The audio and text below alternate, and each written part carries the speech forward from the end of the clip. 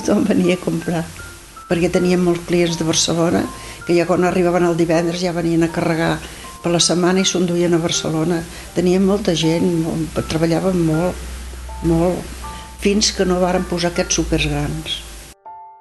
Com va posar Cap Bravo va baixar. Després, al cap d'un temps, la gent ja tornava a venir. Després, quan van posar el Superstop, va tornar a baixar.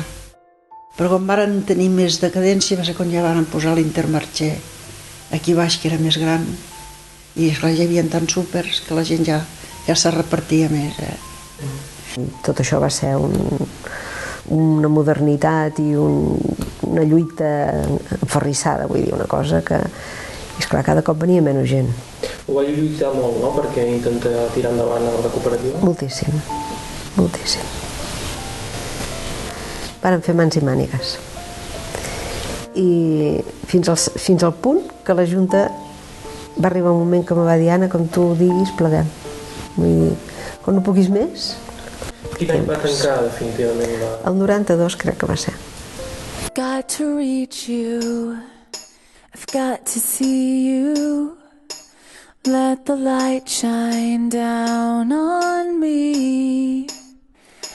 When the day breaks and the sky is changing colors into something new, I wanna see it with you.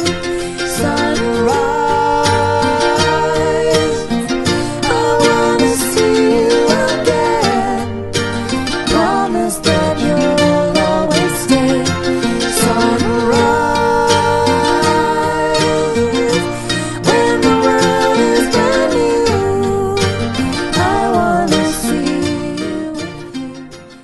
Bueno, va començar l'any 1865 i el 125 aniversari es va completar el 1990 i el 1865 va començar d'una forma molt esporàdica. Uns obrers de la indústria del suro es van reunir, van comprar una sèrie de queviures per ells i llavors aquesta idea va anar prosperant i es va anar ampliant i d'aquesta manera va sorgir aquest ambient cooperativista entre ells mateixos i la formació al seu moment de l'econòmica palafrugellenca. Allà on és el Font de l'Estrella es varen ajuntant allà una sèrie de persones, varen comprar sacs de farina, sacs d'arròs, se'ls varen repartir i aquí es va començar la cooperativa. Pues ja dels beneficis van comprar un local i es van anar fent gran. No? Quan jo hi era, els socis ja s'havien desentès bastant, vull dir, ja no hi havia... Hi va haver èpoques, segons tinc entès, i crec que està documentat, que inclús va fer de banc la cooperativa. O sigui, els socis invertien els seus estalvis i tenien un rendiment, un benefici. Però, esclar, tot això va anar canviant molt.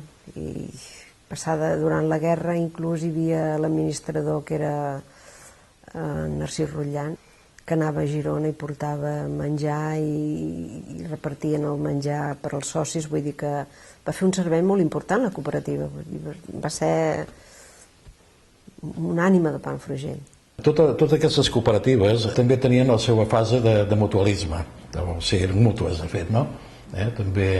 També entraven a dintre d'ajudar els socis amb certs apurs i sense...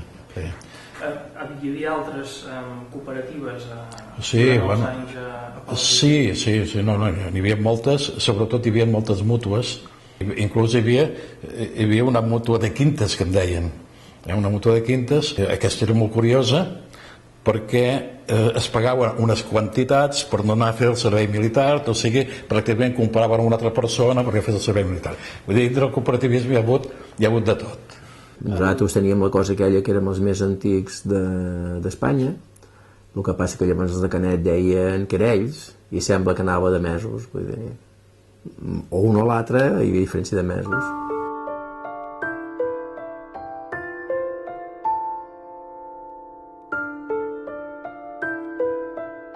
En principi hi havia unes monedes, llavors es van convertir en uns cartrons, o sigui, es van convertir, potser va ser per efectes econòmics, i bueno, eren unes monedes, diguem, no de consum, però de consum intern, diguem, de consum entre parèntesis intern, De fet, en vez de donar a canvi d'allò, donaven els cartrons, donaven aquella moneda i servia per les adquisicions que hi havia a l'interior. Fins quan va durar? Jo crec que fins abans de la guerra. Fins abans de la guerra. Sí. Al Museu del Suro em sembla que hi ha moneda de la cooperativa.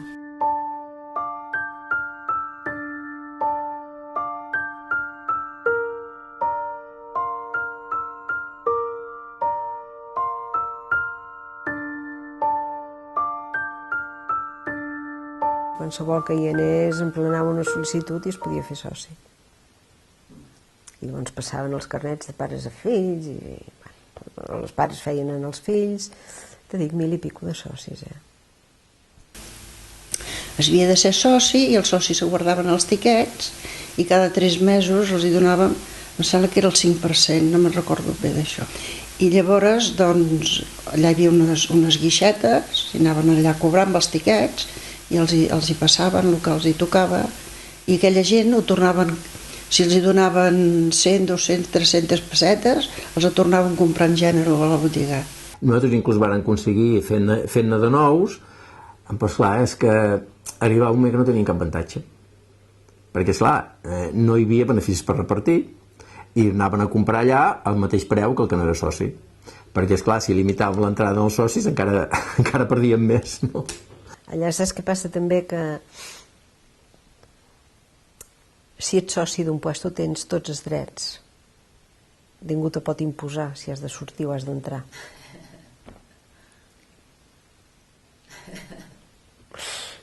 Llavors es havia de fer tot molt condicionat i amb molta cura.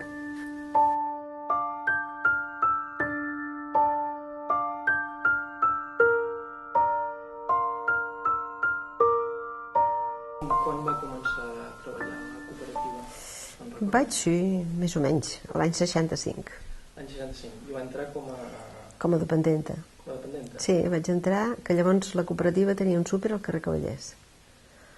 On va estar després la Catalana, doncs era el súper de la cooperativa. Aquell edifici era de la cooperativa, tot. Sí, la reformadora i la confiança, que els quals es van integrar amb l'econòmica. On estaven ubicades? Estava ubicada al carrer Cavallers, o sigui, allà on hi havia la banca catalana posteriorment i que actualment és una... En fi, està ple de botigues, no? I ara que he parlat de la confiança, hi ha una anècdota de com que va quebrar la confiança, no? Avui dia encara, dintre de Palafrugell, hi ha algú que diu, bueno, tingues confiança, bueno, cuidao que la confiança va quebrar, vull dir que...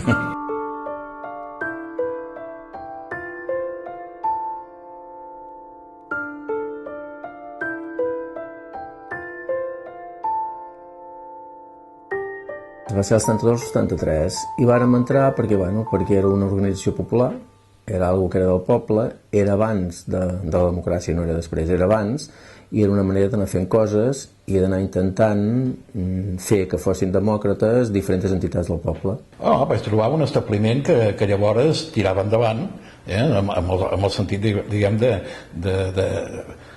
no diré supermercat, perquè el supermercat precisament va ser el que va enfonsar la cooperativa en si. Un establiment que tenia la seva activitat, que tenia els seus socis i que hi havia un bon esperit de tots plegats de tirar-la endavant.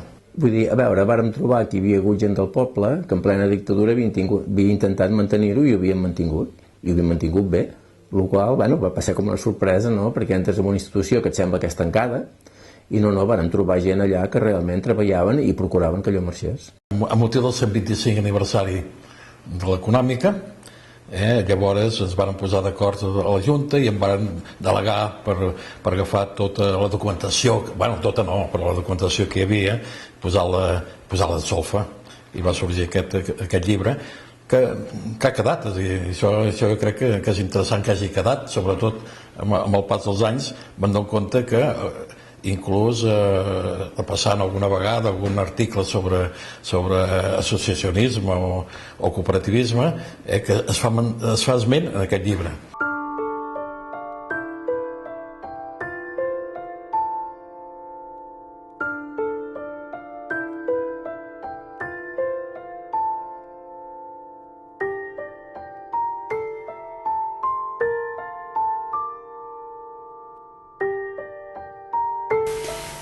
Llavors vam tenir una explosió molt gran a la biblioteca.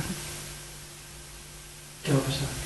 Va passar que el carnisser que hi havia es veu que volia robar, va fer com un simulacre de robo i d'allò, llavors va tocar un interruptor, i al tocar l'interruptor havia tirat gasolina a terra i va haver-hi una explosió.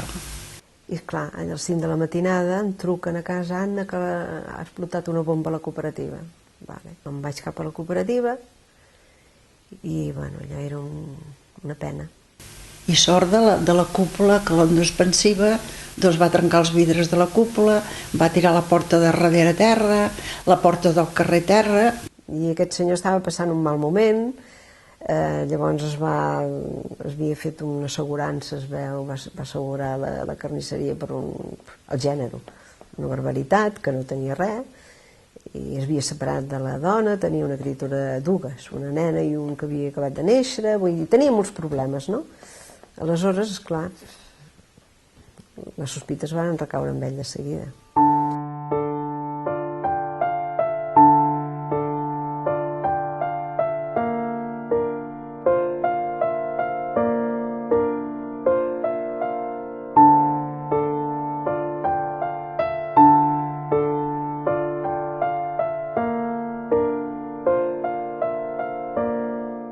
Quan nosaltres vàrem entrar ja havien començat a sortir els súpers i això va ser terrible per la cooperativa, perquè esclar, la cooperativa com a botiga de barri, si tu vols, que en aquell moment o com a botiguet era massa gran i com a súper era massa petit i esclar, estàvem en terra de ningú.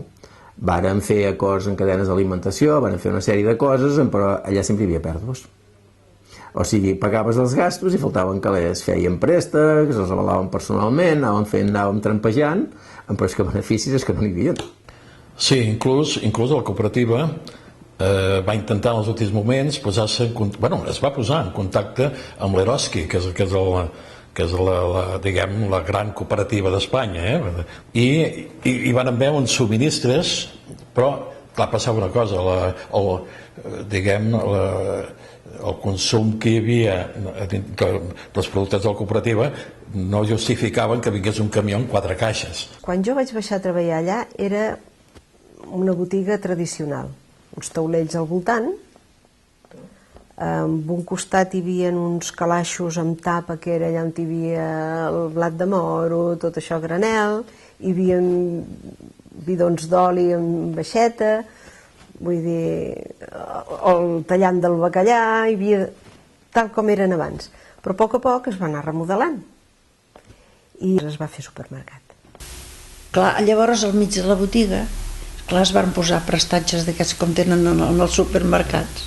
Ara recordo, doncs, que entraves a la dreta hi havia el despatx on fèiem les reunions, llavors a l'esquerra hi havia la carnisseria, hi va haver una carnisseria, i després hi havia tota la nau, que hi havia, de fet, els taulells, amb tots els queviures, en fi, els diferents departaments, no?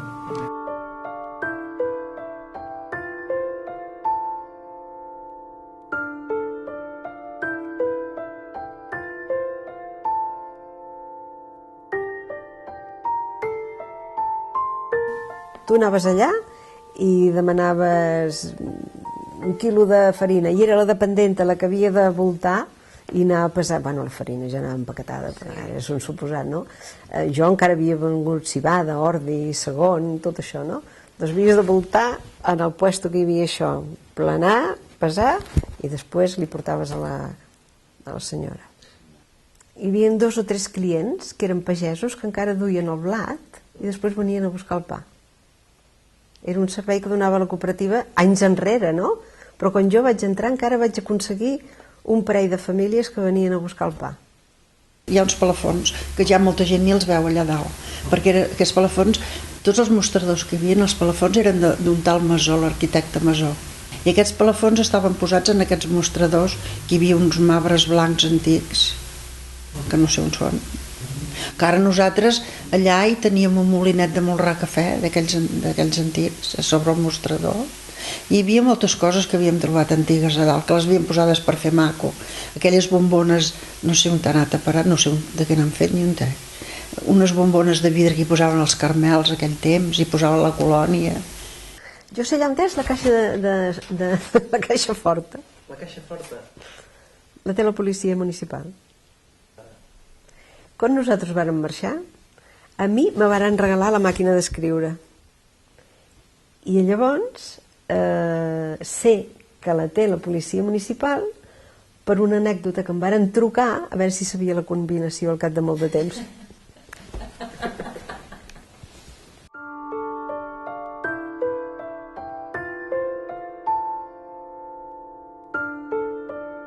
Bueno, la cooperativa tenia un dèficit en aquests moments, no? I per cobrir el dèficit i poder continuar endavant es va arribar a un acord a l'Ajuntament de que es quedarien els edificis i tal, que de fet el guany el tenia l'Ajuntament o el tenia el poble. Doncs es va fer valorar l'edifici, el patrimoni, i el patrimoni de la cooperativa pujava uns 110 milions de pessetes. En aquell moment nosaltres érem associats amb Senya, una cooperativa de Barcelona. Llavors, si la cooperativa es tancava, el patrimoni anava a parar a la cooperativa de Barcelona. Per evitar tot això es va negociar amb l'Ajuntament la venda del patrimoni de la cooperativa. I l'Ajuntament es va quedar el patrimoni de la cooperativa i així es va quedar en el poble. Es va vendre abans de tancar, no ens varen pagar 110 milions. Es va vendre per 25. Llavors aquests diners van anar a pagar deutes. Llavors tocava a mi ser president, perquè bueno, els quatre que érem doncs, anàvem repartint els càrrecs, com aquell que diu, i hi havia una mena de rotació.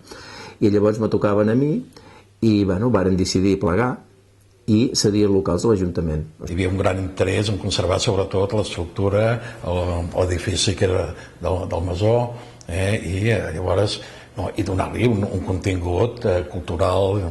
Per això que la biblioteca, tots plegats els que havíem estat dintre de la cooperativa, per dir-ho, van estar molt contents que el destinessin concretament a la biblioteca pública. Nosaltres consideràvem que si allò ho havia edificat el poble de Palafrugell, era del poble, encara que això sona així raro, però era del poble realment, doncs ho varen cedir a l'Ajuntament perquè era el màxim representant, comptant que l'Ajuntament ho conservaria.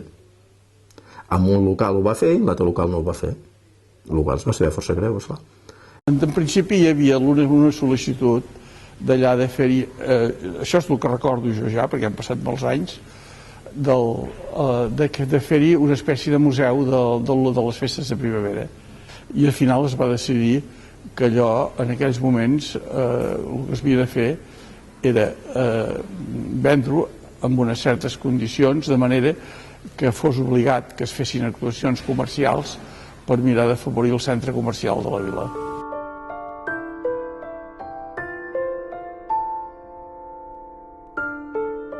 La decisió política en aquells moments, tant per part del govern meva com del govern i de l'oposició, em sembla que aquí destinar l'edifici a una cosa comunitària, a una cosa cultural, era ben evident, atès que la biblioteca que hi havia en aquells moments doncs, tenia ja unes certes deficiències i era un edifici ja estret, que també, en certa manera, també anava molt bé perquè donava possibilitats a l'Ajuntament, recordo, d'ampliar-ho per serveis propis.